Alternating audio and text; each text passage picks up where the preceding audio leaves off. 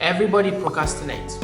When I realize my mind is entering a state of procrastination, I don't force to try to get it out. I don't try to change it.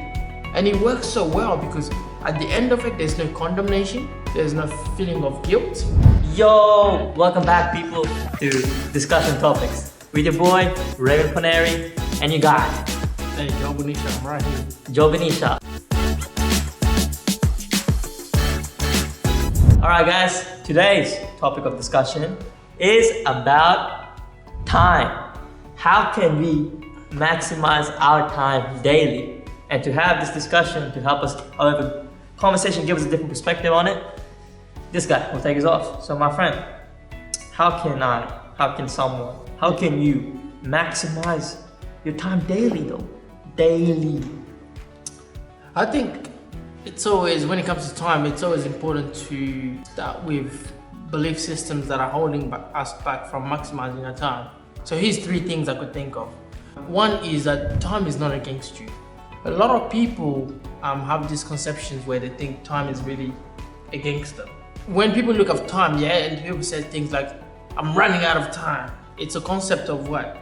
It's me against time. We even hear this in movies. People say it's me against time. And because now people believe that time is against them, the way they go about time is completely the wrong way, because they're thinking that they have to overcome time. So the second thing, belief system, is time is not an obstacle. So now that we know that time is not an obstacle, we actually have to start thinking of it the way we need to be thinking of it, which is the right way, and realize that time is a tool, and it's a tool that is designed to help us manage. People don't understand that time it's essentially eternity is just compressed and chopped up in small blocks so that we can manage and process things. Why? Because if people don't know that there's a Monday and there's a Tuesday, there's a Wednesday, suppose I do something on Monday, it's a great relief for the mind to know that tomorrow is another day. That means I don't have to condemn myself for an extra day. Ways to go about you utilize your time wisely. All right, I'll say this. So Time wisely. That's I like the word.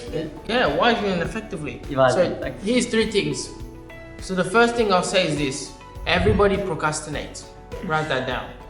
Right. Everyone procrastinates. Now the question is not about whether you procrastinate or not. And the reason why we procrastinate to even begin with is we procrastinate because what we're doing is not high in our value system. Whatever is high in our value system, we do it instantaneously with no need for motivation. If you're looking for motivation, that means that very thing you're trying to do is not high within your value system.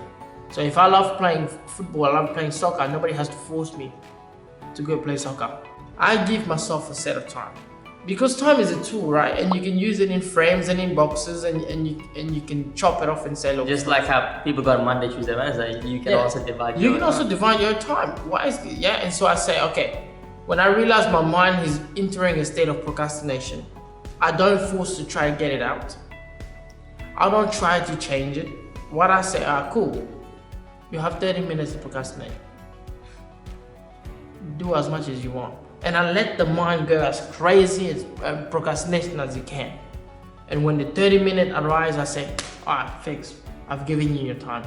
And I speak to my mind that way. Just like you can tell your mind, wake me up in the morning, and he does. Oh, that's very interesting. And I tell my mind, all right, cool, you have 30 minutes to procrastinate. It procrastinates for 30 minutes reaches, and I say, cool, let's go back to what we need to do. And it works so well because at the end of it, there's no condemnation, there's no feeling of guilt, and I don't feel like there's a war in my head because I've given my mind time to procrastinate. The second thing to manage your time wisely is chunking. Chunking? Did you name this yourself? I guess I named it. Nice name. Chunking, alright. We have to break things down into small chunks. Don't think about it. See, whenever someone is doing a project, never think about, okay, what do I need to get done today? That's too big of a chunk. You gotta drop it down, man. Even smaller. Yeah, you gotta break it down and divide it. Look, divide it into morning, midday, afternoon, night. Suppose I didn't do what I wanted to get done in the morning. Cool. Then I know, okay, I might have failed in the morning, but that gives me 3 other chances to redeem myself. True. And so now I go for the next one, midday. Suppose I failed that gives me 2 other chances.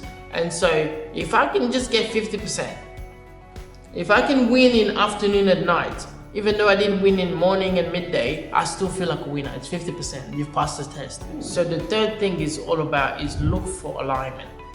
And what I mean is, in order for your time to be used wisely, whatever activity you're doing has to be aligned with something you value.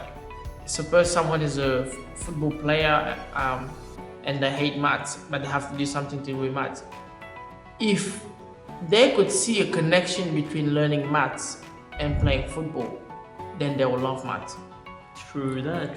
The reason they hate maths is because they see no connection from and there's no value in maths in what they're doing. So there's 3 things there.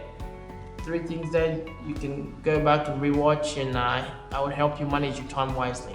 Alright, no worries. Alright, thank you very much guys for watching this video discussion we had with Joel Benicia himself, and thank you guys for staying tuned and watching the whole thing. That's all for today. Take care guys, hope this helps.